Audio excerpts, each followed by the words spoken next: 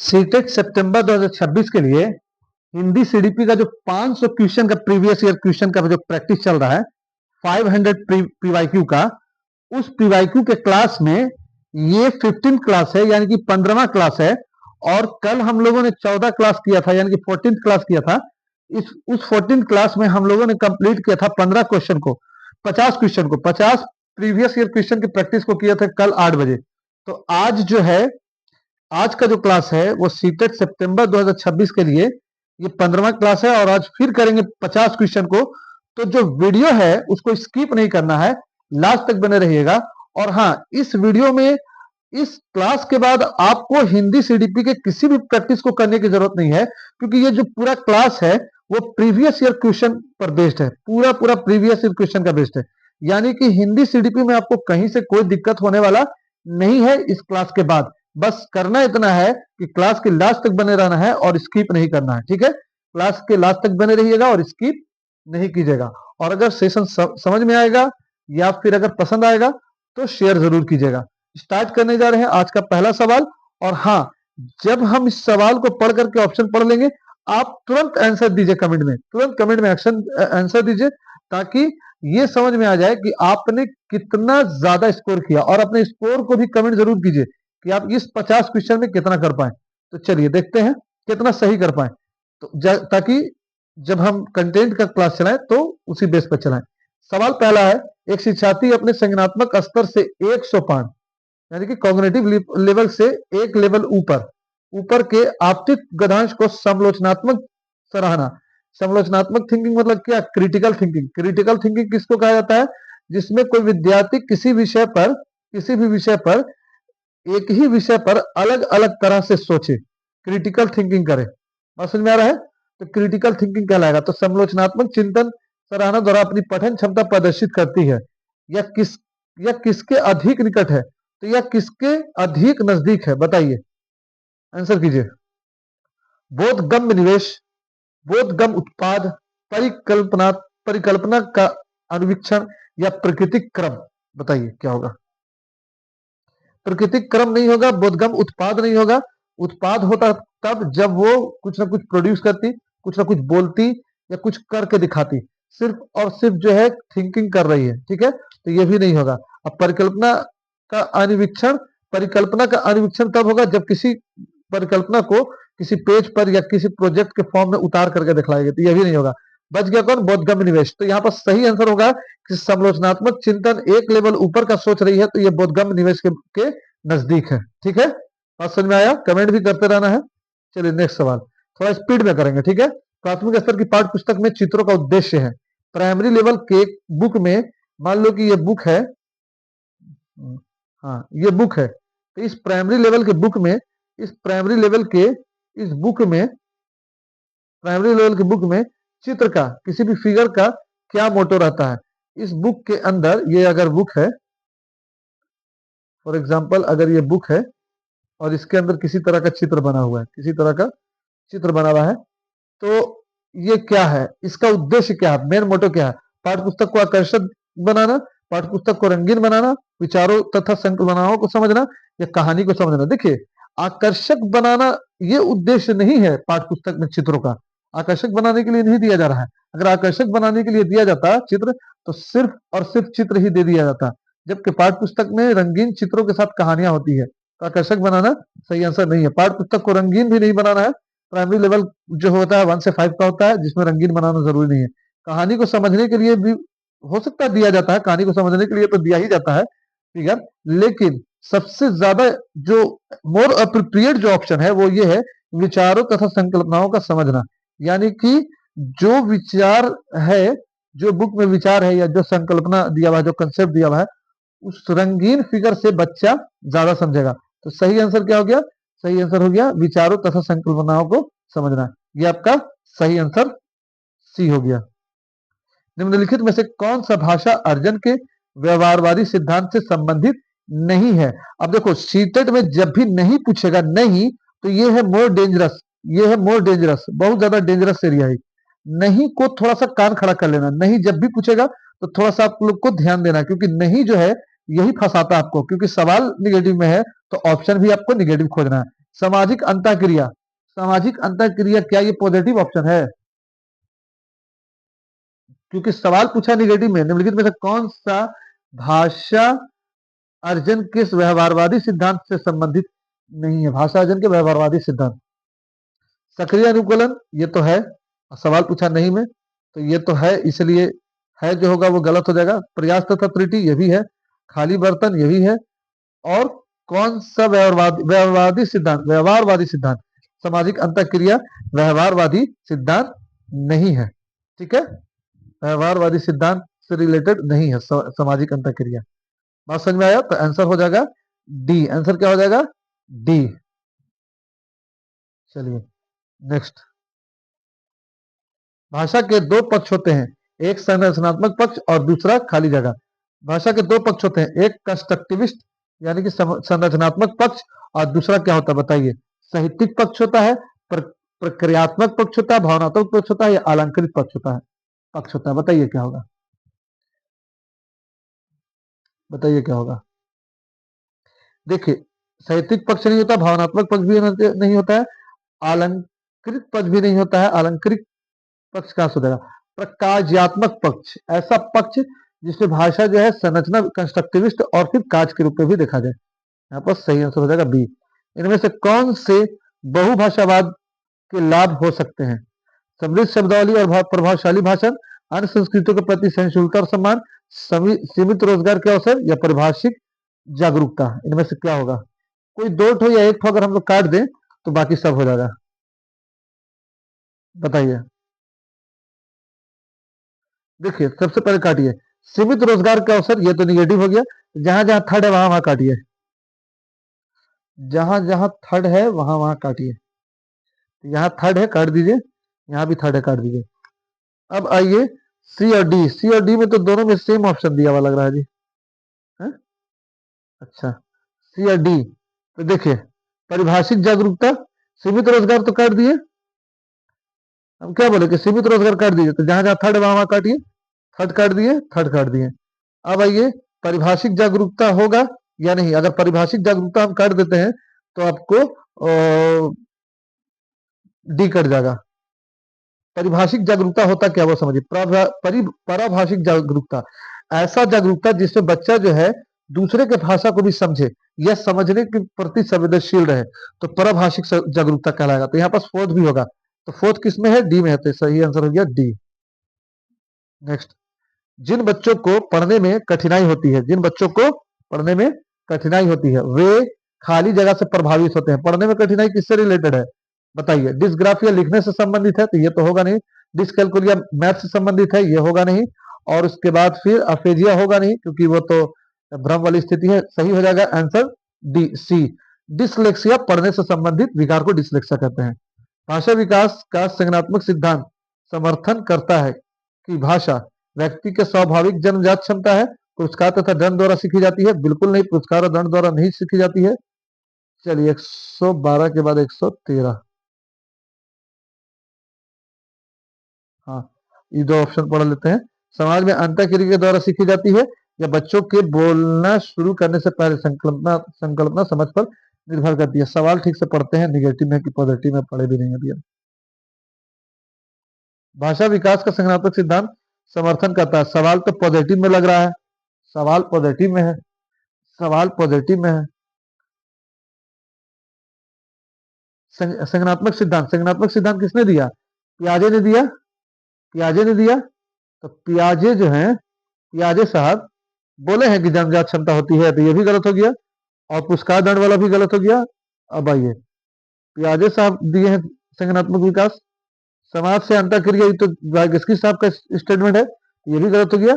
बच्चे के बोलने शुरू से पहले संकल्पना की समझ पर निर्भर करता है, यही सही है। पियाजे, जिन पियाजे साहब कहते हैं कि बच्चा जब बोलना शुरू करता है उससे पहले बच्चा अपने माइंड में, मस्तिष्क में, अपने दिमाग में संकल्पना बना लेता है किसी भी चीज के बारे में, तो वहीं से फिर वो बोलना स्टार्ट, पहले संकल्पना स्टोर कर लेता है 2-2.5 साल तक, फिर बोलना स्टार्ट कर देता है। तो इसलिए सही आंसर हो जाएगा डी। नेक्स्ट, भाषा अधिगम में कहानी सुनाना खाली जगह एक प्रभावकारी माध्यम है। नैतिक शिक्षा प्रदान कराने के लिए, श्रवण कौशलों को विकसित करने के लिए, लेखन कौशलों को विकसित करने के लिए, खाली समय में बच्चों को व्यस्त रखने के लिए। कहानी सुनाना क्यों जरूरी है? कहानी सुनाना किस तरह का प्रभावकारी माध्यम है भाषा अधिगम में, यानी कि लैंग्वेज लर्निंग में कहानी सुनाना किस तरह का प्रभावकारी माध्यम है? बताइए। लैंग्वेज लर्निंग में श्रवण कौशल को विकसित करने के लिए, श्रवण कौशल को विकसित करने के लिए क्या ये होगा, या नैतिक शिक्षा प्रदान करने के लिए? नैतिक शिक्षा प्रदान करने के लिए कहानी सुनाना प्रभावकारी माध्यम नहीं है, क्योंकि आप भाषा सिखा रहे हैं। अब भाषा जब सिखा रहे हैं तो नैतिक शिक्षा से मतलब नहीं है इसमें अभी। लेखन कौशलों को विकसित करने के लिए भाषा अधिगम में कहानी सुनाना जरूरी नहीं है। और खाली समय नहीं, खाली समय भी नहीं।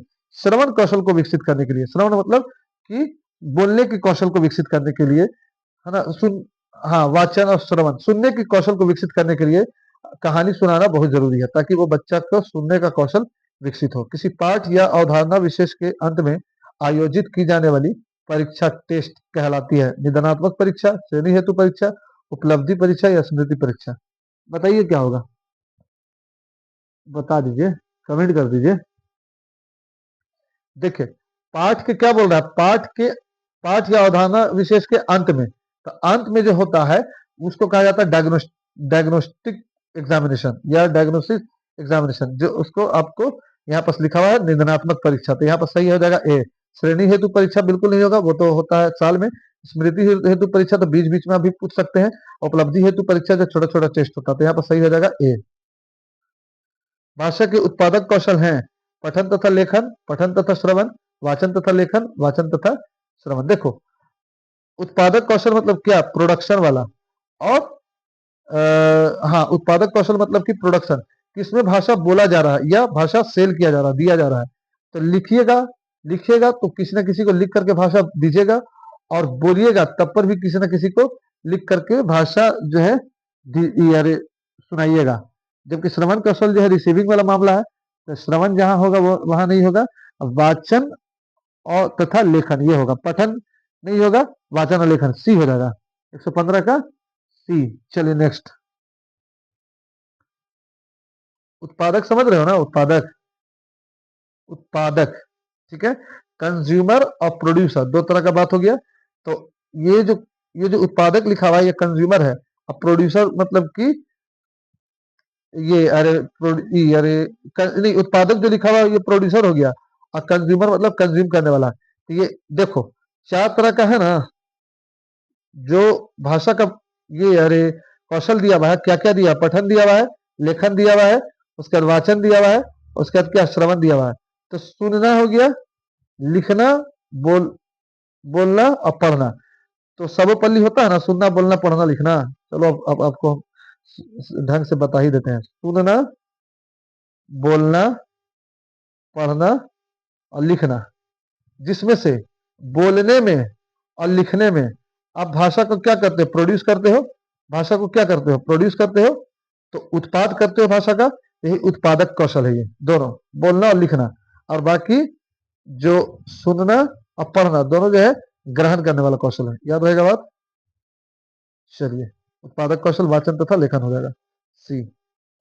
ज्ञान की अवचेतन स्वीकृति जहां सूचनाएं संप्रेषण के माध्यम से मस्तिष्क में एकत्र होती है, उसे भाषा के किस रूप में जाना जाता है? ज्ञान की अवचेतन स्वीकृति जहां सूचनाएं संप्रेषण के माध्यम से मस्तिष्क में एकत्र होती है, जहां कोई इंफॉर्मेशन जो है सुनने के या बात करने के माध्यम से दिमाग में एकत्र या स्टोर होता है, तो उसे भाषा के किस रूप में जाना जाता है? उसे भाषा के किस रूप में जाना जाता है? अधिगम नहीं होगा, विकास नहीं होगा, कार्य नहीं होगा, अर्जन के रूप में माना जाता है।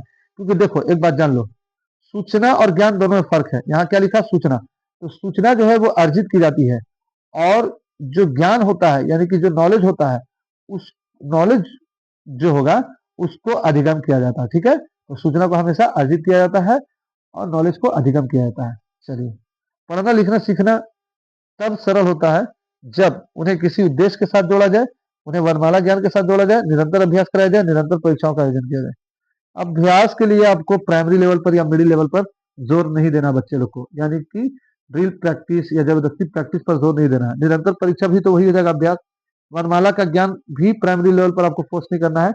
उद्देश्य के साथ पढ़ाइएगा, किसी मोटो के साथ पढ़ाइए, किसी एम के साथ पढ़ाइएगा, तो पढ़ना लिखना सीखना आसान हो जाता है। पढ़ना लिखना आसान हो जाता है। ठीक है, एक भाषा शिक्षिका कक्षा 4 के विद्यार्थी को एक अनुच्छेद लिखने के लिए कहती है। जब वे लिख लेते हैं तो प्रत्येक बच्चे के अनुच्छेद लेखन में व्याकरणिक त्रुटियों पर लाल घेरा बनाकर उन्हें सही करती है।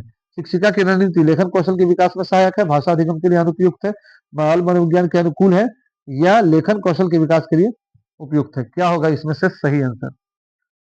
एक पेज लिखवाई, उसका जहां जहां गलत हुआ उसको क्या कर दी, घेरा लगा दी। तो इसमें से चारों ऑप्शन में से बताइए तो क्या होगा? देखिए, बोल रहा है कि लेखन कौशल के, देखो सबसे पहले समझ लो, जब जब क्वेश्चन समझ में ना आए ना तो ऑप्शन को समझो। लेखन कौशल के विकास में सहायक है, ये पॉजिटिव ऑप्शन है।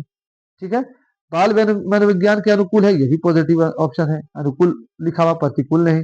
लेखन कौशल के विकास के लिए उपयुक्त है, उपयुक्त लिखा हुआ, अनुपयुक्त नहीं, ये भी पॉजिटिव ऑप्शन है। तो तीन तो पॉजिटिव ऑप्शन आ गया, तो इसमें तो आंसर होगा नहीं। एक तो इसको पढ़ते हैं भाषा अधिगम के लिए अनुपयुक्त है, ये निगेटिव है। तो जब तीन पॉजिटिव एक निगेटिव बच गया तो ऑप्शन सही हो जाएगा निगेटिव। ये एक ट्रिक हो गया, ये हम आपको ट्रिक बताए हैं। ठीक है, अब आ जाओ सवाल को समझो।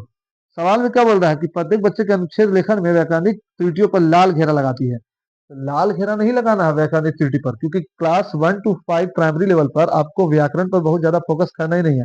हाँ, बच्चे को बुला करके समझा देना है कि व्याकरण का ये गलती आपसे हुआ है, नेक्स्ट टाइम आपको इसको याद रखना है। तो यहाँ पर भाषा अधिगम के लिए अनुपयुक्त है। ठीक, जब सवाल नहीं समझ में आए तो ऑप्शन को समझो। तीन तो पॉजिटिव ऑप्शन है तो एक तो निगेटिव है, तो ये निगेटिव जो ऑप्शन है यही सही है।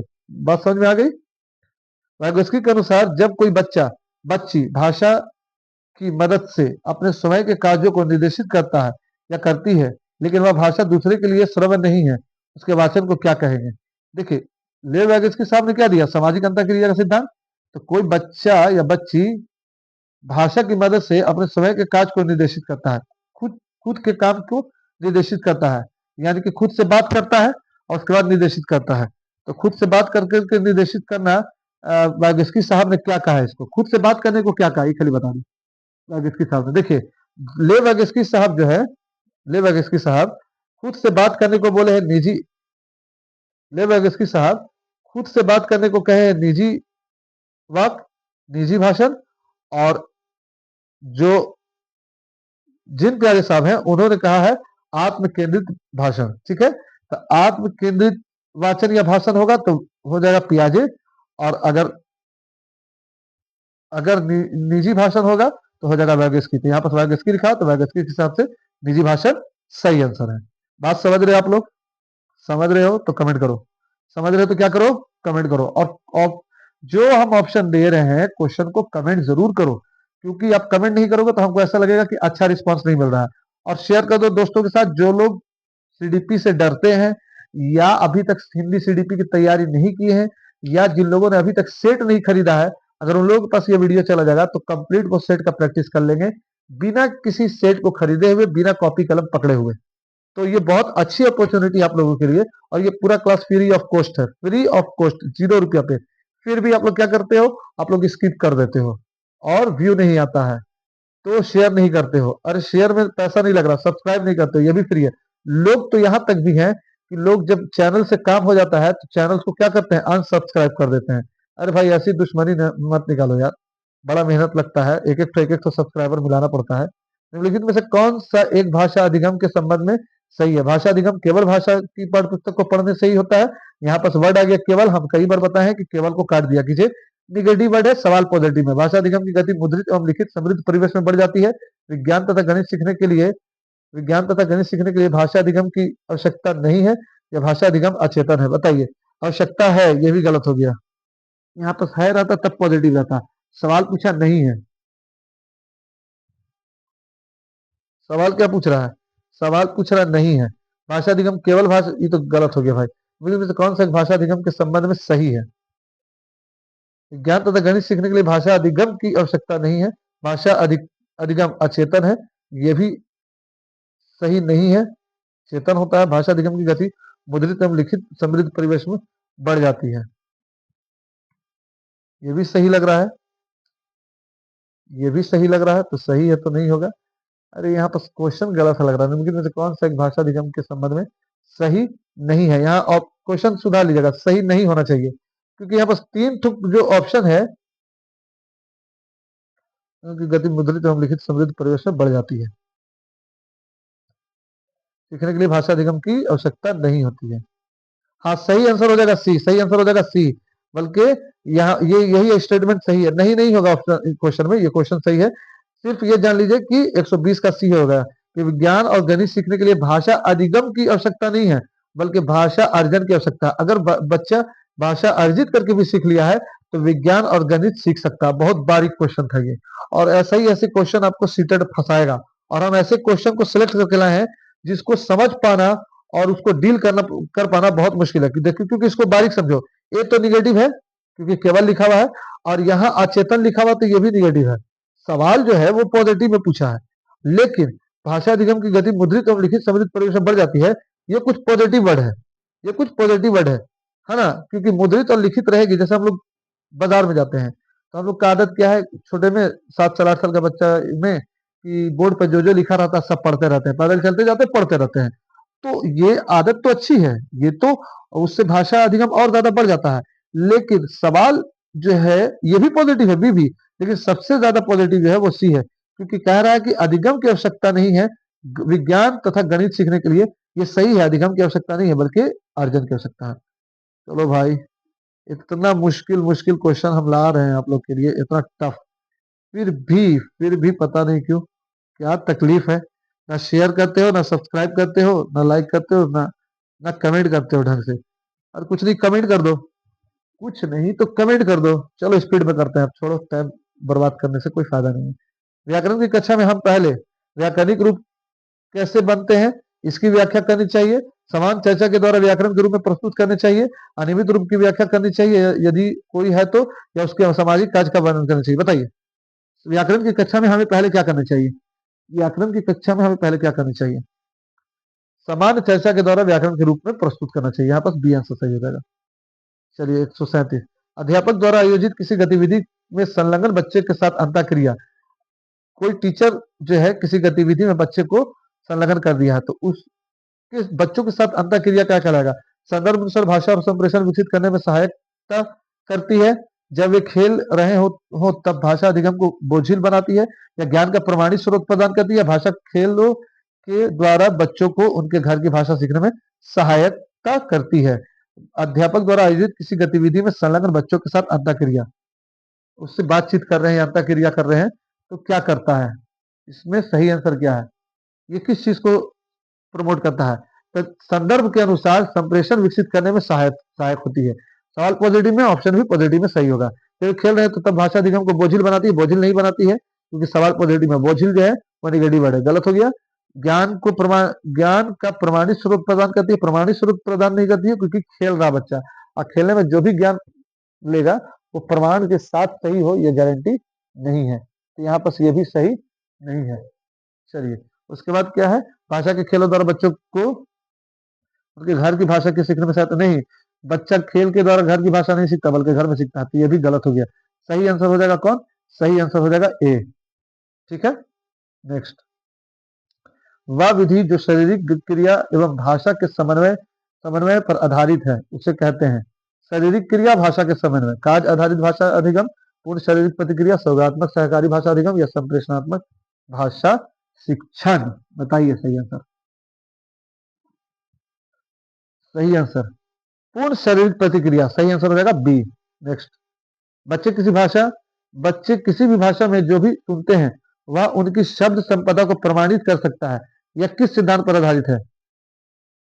बच्चे वही सीखते हैं जो वे सबसे अधिक सुनते हैं, या बच्चे अपनी रुचियों के अनुसार सीखते हैं। बच्चे निष्क्रिय गतिविधियों की अपेक्षा अंतःक्रिया क्रियात्मक क्रियात्मक होते हैं अंतः क्रियात्मक होते हैं, या गतिविधियों के माध्यम से अधिक सीखते हैं। बच्चे किसी भाषा में जो भी सुनते हैं वह उनकी शब्द संपदा को प्रभावित करता है। हाँ, तो बात सही है कि कुछ भी सुनेगा तो उसके डिक्शनरी को प्रभावित करेगा, यानी कि उसके माइंड की डिक्शनरी में और ग्रोथ होगा। तो इसमें सही स्टेटमेंट क्या? देखिए, सही स्टेटमेंट ये है कि बच्चा वही सीखता है जो सुनता है, यानी कि वही सीखते हैं जो सबसे अधिक सुनते हैं। सबसे अधिक जो बात सुनेगा वही सीखेगा। हम हिंदी सीखे हैं क्योंकि हम हिंदी सबसे ज्यादा सुने हैं। चलिए, कौन से उपागम के अंतर्गत सावधानी पूर्वक चयनित और स्तरवार सामग्रियों का इस्तेमाल किया जाता है? कौन से उपागम के द्वारा? कौन से उपागम के द्वारा? कौशल आधारित उपागम, रचनावादी उपागम, संरचनात्मक उपागम, यही सही आंसर होगा। ठीक है, यही सही आंसर होगा, ये नहीं होगा। संरचनात्मक कंस्ट्रक्टिविस्ट जो लर्निंग होता है वो अस्तर सामग्रियों का इस्तेमाल करता है। चलिए, बुनियादी साक्षरता एवं संख्या ज्ञान की पूर्व अपेक्षित शर्तें क्या है? सुनना, बोलना एवं अंक गणित, पढ़ना लिखना एवं अंकों के साथ मूल संक्रिया, लिखना पढ़ना एवं पर्यावरण अध्ययन, पढ़ना लिखना एवं अंकों के साथ खेलना। क्या होगा? बुनियादी साक्षरता एवं संख्या ज्ञान की पूर्व अपेक्षित शर्तें क्या है? बुनियादी साक्षरता यानी कि बिल्डिंग एज लर्निंग एज, यानी कि बाला आप सुनते हो ना, तो बुनियादी साक्षरता जैसे कि क ख ग सीख गया, कुछ हल्का पढ़ना सीख गया, सिग्नेचर करना सीख गया, इस तरह का साक्षरता। और संख्या ज्ञान की पूर्व अपेक्षित शर्तें क्या है? तो इस साक्षरता या संख्या ज्ञान को देने से पहले क्या एक्सपेक्टेड चैलेंज हो सकता है, क्या क्या चैलेंज आ सकता है? पढ़ना लिखना एवं अंकों के साथ मूल संक्रियाएं, यही होगा सही आंसर बी। आरंभिक वर्षों के दौरान शिक्षार्थियों की त्रुटियां तुरंत ठीक करनी चाहिए, बिल्कुल ठीक नहीं की जानी चाहिए, अभ्यास के द्वारा उनके ध्यान में लानी चाहिए, या आरोपण तथा अभ्यास के द्वारा ठीक की जानी चाहिए। बिल्कुल ठीक कैसे नहीं करेंगे? ठीक तो करना पड़ेगा ना, ठीक तो करना पड़ेगा, तो बी गलत हो गया।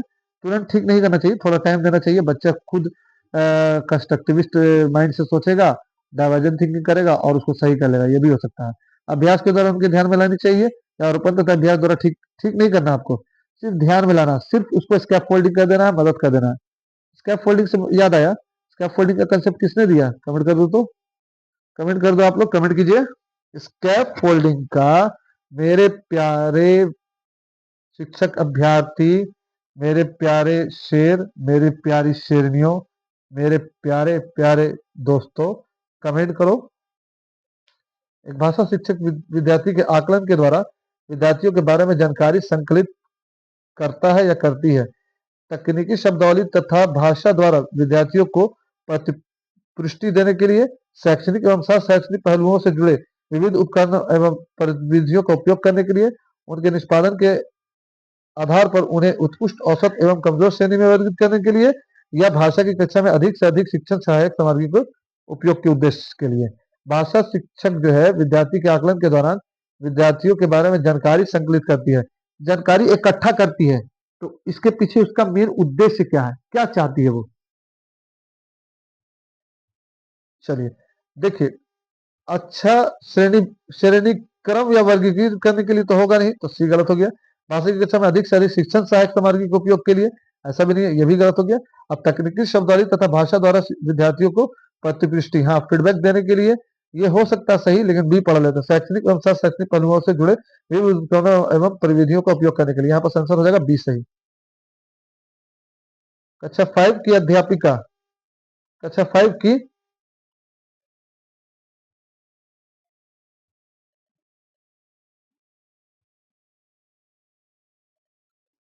कक्षा 5 की अध्यापिका अपने विद्यार्थियों को उन्हें क्या पसंद है तथा क्या नापसंद पर समूह में चर्चा करने तथा बाद में उन्हें कुछ वाक्यों में लिखने के लिए कहती है।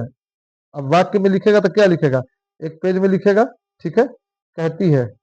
तो विद्यार्थी ने अपने विचारों को लिखा, एक रूपरेखा बनाई तथा एक अनुच्छेद लिखा। लिखने के इस उपागम को क्या कहेंगे? लिखने का उत्पाद उपागम, लिखने का प्रक्रिया उपागम, लिखने के नजदीक के रूप में टिप्पणी लिखना, व्यक्तिगत लेखन। क्या होगा मेरे शेर शेरनियों, क्या होगा इसका आंसर? इस बार जा करके सीटेट में गर्दा उड़ा देना जितना हम प्रैक्टिस करवाए हैं, क्योंकि प्रैक्टिस तो हम करवाए हैं भाई। लिखने का प्रक्रिया उपागम होगा, ठीक है, बी आंसर सही है। ठीक, पूरा सवाल को पढ़ लीजिए फिर से। संप्रेषणीय भाषा शिक्षण में प्रमुख रूप से ध्यान दिया जाता है शिक्षार्थी को सहज वक्ता के रूप में बोलने के लिए प्रोत्साहित करने के लिए, लक्ष्य भाषा के रूप में केंद्रित होने के लिए, शिक्षार्थी को संप्रेषणीय दक्षता प्रदान करने के लिए, अभ्यास में प्रयोग के लिए। बताइए, संप्रेषणीय भाषा शिक्षण ऐसा भाषा शिक्षण जिसमें बच्चा संप्रेषण के द्वारा सीखे या संप्रेषण के माध्यम से सीखे। शिक्षार्थियों के अंदर संप्रेषणीय दक्षता को प्रदान करने के लिए, उसके अंदर ऐसा एबिलिटी प्रदान करने के लिए जिससे बच्चा जो है किसी भी व्यक्ति से आंख में आंख मिलाकर के बात कर सके। ऐसा जो है बड़े बड़े इसमें शहर में पर्सनालिटी डेवलपमेंट का कोर्स भी चलता है, सब ठीक करने के लिए। आपके अंदर हिचकिचाहट है, सब सब हटा देगा। एक शिक्षिका आकलन अभिलेख के लिए विभिन्न अवसर पर सीखने की घटनाएं तथा प्रदर्शन को संकलित करके उनके अभिलेख बनाती है। इस आकलन प्रक्रिया को किस रूप में देखते हैं? पोर्टफोलियो आकलन, संकलनात्मक आकलन या फिर अवबोधन आकलन या अनौपचारिक आकलन?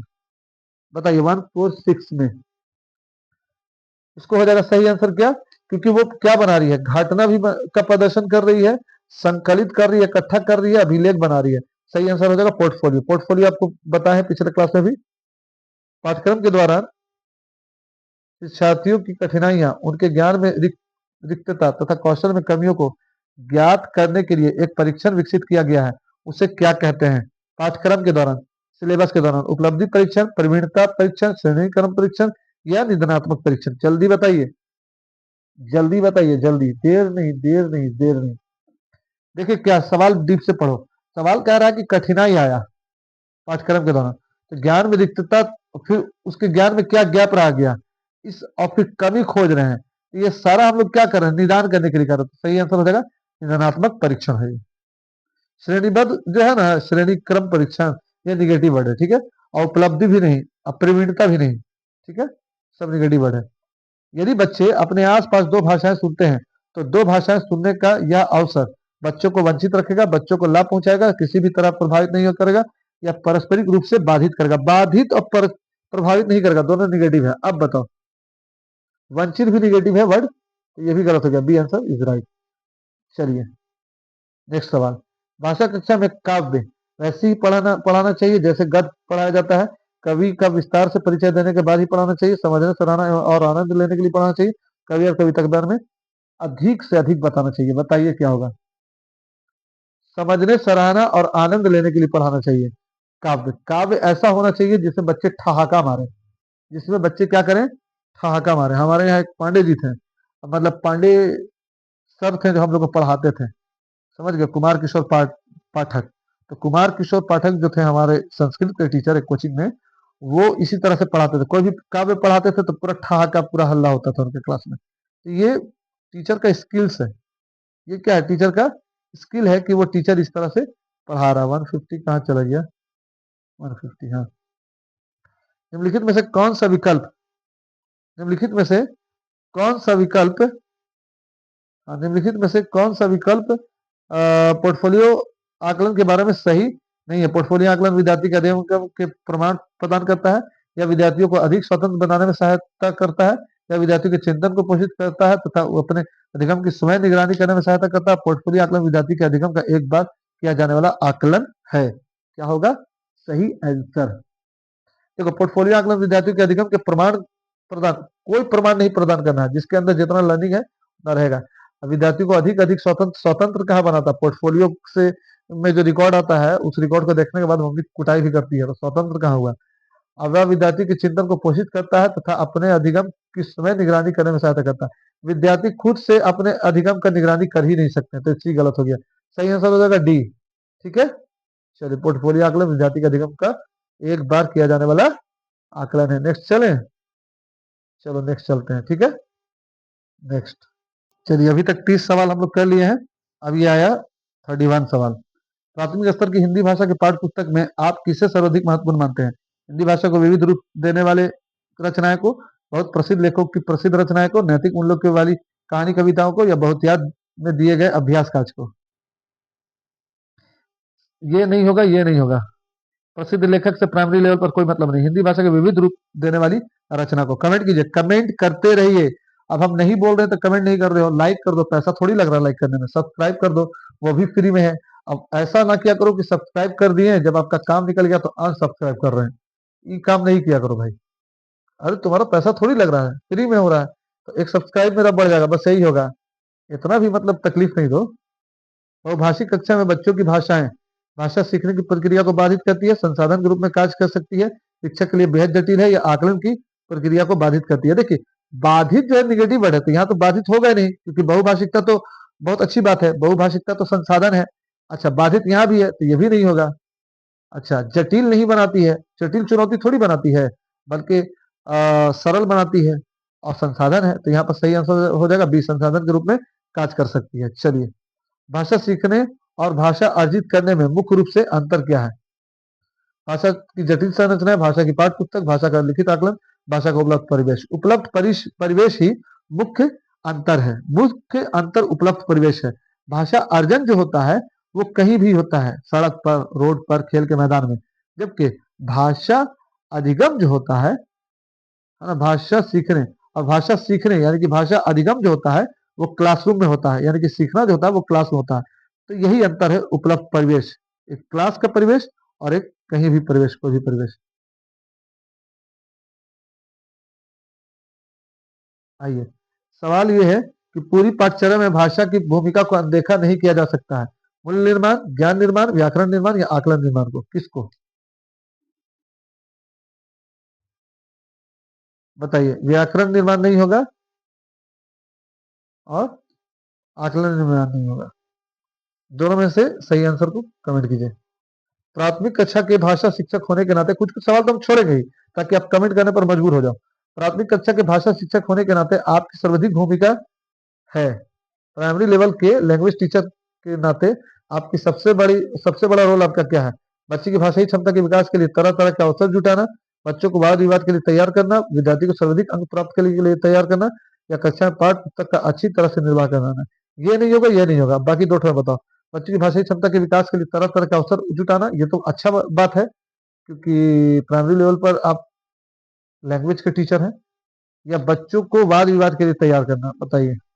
देखिए, दोनों पॉजिटिव है, ठीक है, लेकिन क्षमता के विकास के लिए तरह तरह के अवसर जुटाना, दोनों पॉजिटिव है। लेकिन वाद विवाद में बच्चा जब जाएगा ना तो भाषा ज्यादा सीखेगा, क्योंकि वाद विवाद में बच्चे जो है वो ज्यादा होंगे, और हर बच्चा अपने अपने घर का भाषा तो बोलेगा ही, तो ज्यादा मजबूत बी है, तो आंसर हो गया बी। लेकिन ए भी सही है। दूसरी कक्षा में पढ़ने वाले रोहित हिंदी की कक्षा में अपनी मातृभाषा में बात करता है, आप क्या करेंगे? उसकी भाषा को समझने की कोशिश करेंगे, बाकी बच्चों से उसकी भाषा सीखने के लिए कहेंगे, उसे डांटेंगे कि वह कक्षा में मातृभाषा का प्रयोग न करे, उसे बिल्कुल अनदेखा कर पढ़ाते रहेंगे। देखिए, अनदेखा नहीं करना है, निगेटिव है, डांटेंगे भी नहीं, ठीक है, क्योंकि मातृभाषा का प्रयोग कर सकता है। अब सीबीएसई का नॉर्म्स भी कहता है, सीबीएसई का लॉ भी कहता है, बाकी बच्चों से उसकी भाषा सीखने के लिए कहेंगे, यही सही आंसर है। सब लोग सीखे। मान लो रोहित मलयालम बोल रहा है तो तुम मलयालम सीखो, रोहित को हिंदी सिखा दो। पढ़ना सीखने के लिए कौन सा उप कौशल अनिवार्य नहीं है? निगेटिव, भावनात्मक संबंध, वर्णमाला याद करने का कौशल, अनुमान लगाने का कौशल, भाषा की संरचना की समझ। करो करो कमेंट। वर्णमाला को याद करने का कौशल होना जरूरी नहीं है, यहाँ पर हो जाएगा सेकंड ऑप्शन। द्विभाषिक बच्चे विकास द्विभाषिक बच्चे खाली जगह विकास, सामाजिक सहिष्णुता और चिंतन में अपेक्षाकृत बेहतर होते हैं। संज्ञानात्मक विकास और सीमित चिंतन में, संज्ञानात्मक विकास और विस्तृत चिंतन में, संज्ञानात्मक विकास और सीमित चिंतन, संज्ञानात्मक विकास और सीमित केंद्रित चिंतन, क्या होगा? सही आंसर हो जाएगा संज्ञानात्मक विकास और विस्तृत चिंतन। तो यहाँ पर हो जाएगा टू आंसर। नेक्स्ट, निम्नलिखित में से किसके अभाव में हम पढ़ नहीं सकते हैं? लिपि से परिचय, बारह खड़ी से परिचय, वर्णमाला की क्रमबद्धता का ज्ञान, संयुक्त अक्षरों की पहचान। किसके अभाव में आप नहीं पढ़ सकते हो? किसके अभाव में? लिपि से परिचय अगर नहीं है तो आप नहीं पढ़ सकते। लिपि क्या होता है? लिखने वाला, यानी कि जो लिखा जाता है। जैसे जो बोला जाता है, हम का बोल रहे हैं, लेकिन का जो होता है वो इस तरह से लिखा जाता है देवनागरी लिपि में। तो लिपि का पद ज्ञान नहीं है तो आप पढ़ भी नहीं सकते हो। चलिए, 103, भाषा और विचार के संबंध की चर्चा में अग्रणी है पियाजे, स्किनर, चॉम्स्की या वाइगस्की। भाषा और विचार दोनों के संबंध में, देखिए, भाषा और समाज के साथ बात आएगी तो वाइगस्की हो जाएगा, लेकिन भाषा और विचार दोनों के संबंधों की चर्चा करने में अग्रणी जो है पियाजे साहब है, ठीक है। अगर वाइगस्की और पियाजे दोनों ऑप्शन में है तो पियाजे है, और अगर पियाजे ऑप्शन में नहीं है, स्किनर, चॉम्स्की, वाइगस्की और अल्बर्ट बंडूरा है, सही आंसर हो जाएगा वाइगस्की, लेकिन अभी पियाजे है इसलिए पियाजे। सिद्धार्थ की मां ने अपने परिवार के सदस्यों से अनुरोध किया है कि वे घर में ही भाषा का प्रयोग करें, घर में एक ही भाषा का प्रयोग करें। सिद्धार्थ की भाषाओं विकास ठीक से हो सकते हैं, उनके बारे में आप क्या कहेंगे? और सिद्धार्थ को समृद्ध भाषिक परिवेश से वंचित कर रही है, और सिद्धार्थ के भाषिक परिवेश में किसी प्रकार का अवरोध नहीं चाहती है। सिद्धार्थ के भाषी परिवेश विकास के लिए विशेष प्रयत्न कर रही है, या वह भाषा अर्जन के सिद्धांत को गहरा समझ करती है। देखो, एक भाषा अगर बच्चा बोलेगा तो मल्टी लैंग्वेज उनको फॉलो नहीं करेगा, यानी कि उसके जो भाषा का जो डेवलपमेंट है वो ढंग से नहीं होगा। तो वह सिद्धार्थ के भाषिक परिवेश में नहीं, वह सिद्धार्थ के समृद्ध भाषिक परिवेश को बाधित कर रही है और उसे वंचित कर रही है। तो सही आंसर हो जाएगा 1 1 एंड 5। प्राथमिक स्तर पर भाषा शिक्षण के संदर्भ में सर्वाधिक महत्वपूर्ण है कि बच्चे लिखित छवि सामग्री का अर्थ समझ सके, लिखित छवि सामग्री को बोल बोल कर लिख सके, अक्षरों को जोड़ जोड़ कर पढ़ सके, शब्दों को जोड़ जोड़ कर पढ़ सके। सही आंसर बताओ। लिखित छवि सामग्री का अर्थ समझ सके या लिखित छवि सामग्री को बोल बोल कर पढ़ सके। क्या बोल रहा है? प्राथमिक स्तर पर शिक्षण के संदर्भ, भाषा शिक्षण के संदर्भ में। सही आंसर हो जाएगा बी। नेक्स्ट, प्राथमिक स्तर पर लेखन क्षमता के संदर्भ में सर्वाधिक महत्वपूर्ण है वर्तनी, मौलिक विचार, श्रुतिलेख या सुलेख। लेखन क्षमता के संदर्भ में सबसे महत्वपूर्ण, लेखन क्षमता के संदर्भ में बताइए। सही कमेंट करो। वर्तनी, मौलिक विचार, श्रुतिलेख या सुलेख। इसका आंसर मौलिक विचार होगा, सुलेख होगा या श्रुतिलेख होगा। लेखन क्षमता के विकास के लिए, लेखन क्षमता के विकास के लिए सुलेख होगा। श्रुति लेख में कोई 10 क्वेश्चन ही लिख पाओगे और सुलेख में 1 पेज 2 पेज, जिसमें लेखन क्षमता ज्यादा बढ़ेगा, यानी कि लिखने की एबिलिटी बढ़ेगी। निम्नलिखित में से कौन सी गतिविधि श्रवण एवं वाचन कौशल के विकास के लिए सर्वाधिक उपयुक्त उपयुक्त है? श्रवण और वाचन कौशल यानी कि सुनना और बोलने वाले कौशल के लिए सबसे अच्छा विधि कौन सा है? रेडियो समाचार सुनाना, कहानी सुनाकर उस पर बच्चों की प्रतिक्रिया जानना, क्या बोल रहा है? श्रवण एवं वाचन, हाव भाव के साथ कविता बुलवाना या प्रश्नोत्तरी पर आयोजित करना। श्रवण और वाचन। देखिए, रेडियो जब सुनेगा तो सिर्फ श्रवण होगा, तो इसमें श्रवण वाचन दोनों नहीं आ रहा है। कहानी सुनकर उस पर बच्चों की प्रतिक्रिया जानना, तो श्रवण तो होगा, उसका फिर बोलेगा वाचन होगा। ये हो सकता है। हाव भाव के साथ, सवाल क्या है? हाव भाव के साथ कविता बुलवाना, आप प्रश्नोत्तर पर सत्र, तो सबसे पहले ये और ये काट दीजिए। हाव भाव के साथ कविता बुलवाना, श्रवण इसमें, वाचन नहीं ना डेवलप होगा। हाव भाव के साथ बुलवाने में वाचन नहीं डेवलप होगा। सही आंसर हो जाएगा 2। वाणी होती है और लिखी जाती है। वाणी होती है और लिखित भाषा की तुलना में तेजी से बदलती है। वाणी क्या होती है? गौण वाणी होती है, स्थिर होती है, स्थायी होती है, अस्थायी होती है। किस तरह की वाणी होती है? कमेंट करो खुद से इसको। बहुभाषिक कक्षा से तात्पर्य है जिस कक्षा में कम से कम 2 भाषाओं में पाठ्य पुस्तक उपलब्ध हो, जिस कक्षा में प्रत्येक बच्चों के घर की बोली को सम्मान दिया जाता हो, जहां बहुत सी भाषाओं का अध्यापन किया जाता हो, या जिस कक्षा के शिक्षक शिक्षिका 2 या 2 से अधिक। जिस कक्षा में प्रत्येक बच्चे के घर की बोली को सम्मान दिया जाता हो, यही आंसर हो जाएगा सही। नेक्स्ट, संज्ञान के स्तर पर विकसित अन्य भाषाओं में आसानी से अनुदित होती रहती है। संज्ञान के स्तर पर विकसित अन्य भाषा में, तो ज्ञान क्षमता, व्याकरण क्षमता, तर्क क्षमता या भाषा क्षमता। सही आंसर हो जाएगा भाषा क्षमता। फोर्थ। चलिए, अब ज्यादा नहीं, 2-3 और है। भाषा शिक्षण को संदर्भ में रखकर देखने की आवश्यकता है। आर्थिक, सांस्कृतिक, बहुभाषी। बहुभाषी सही आंसर हो जाएगा। तो ये आज का लास्ट क्लास था और यहाँ पर 50 क्वेश्चन हम लोग कंप्लीट कर लिए। मतलब आज का क्लास था, 50 क्वेश्चन कंप्लीट कर लिए, और पीछे जो क्लास चला है उसमें तो लगभग हम लोग जो है 400 question, 400 plus question Hindi CDP में कर लिए हैं। और इसे अगर जिसको पूरा 400 क्वेश्चन को अभी तक के क्वेश्चन को प्रैक्टिस करना है, वो चला जाए प्लेलिस्ट में। प्लेलिस्ट में हिंदी सीडीपी बना हुआ है, या फिर सर्च करें यूट्यूब पर कि 500 Hindi CDP 500 PYQ by Saar academy.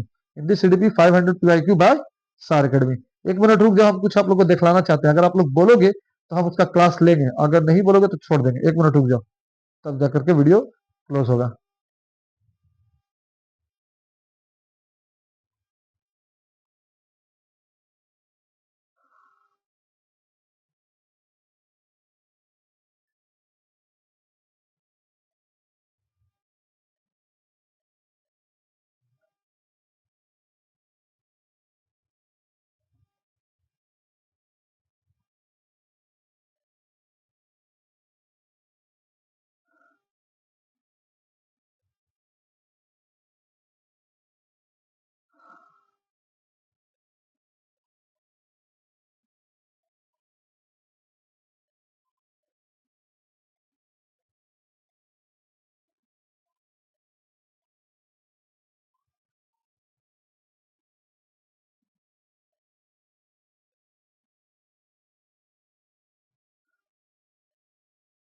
ये जो है, ये आपको नोट्स है ईवीएस का।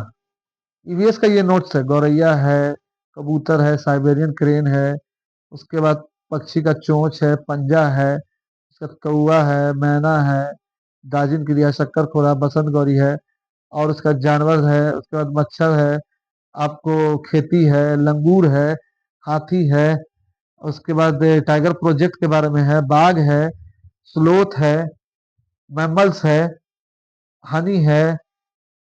ये सारा नोट्स है। ये इतना बड़ा नोट्स है, तो आप लोग क्या चाहते हो कि इसका महामैराथन आए या नहीं आए? और अगर आप लोग सपोर्ट करोगे और कम से कम 5 शेयर कर दोगे और कम से कम जो है 10 लाइक कर दोगे, तो इसका हम क्लास बहुत जल्दी लाएंगे, महामैराथन, जिसको पढ़ने के बाद, इस कलरफुल पीडीएफ को पढ़ने के बाद कभी भी आप नहीं भूलोगे। और ये मेरा खुद का पीडीएफ बनाया हुआ है, भले ही एआई से मदद लिए हो, लेकिन खोज खोज के लिख लिख के बनाया गया है।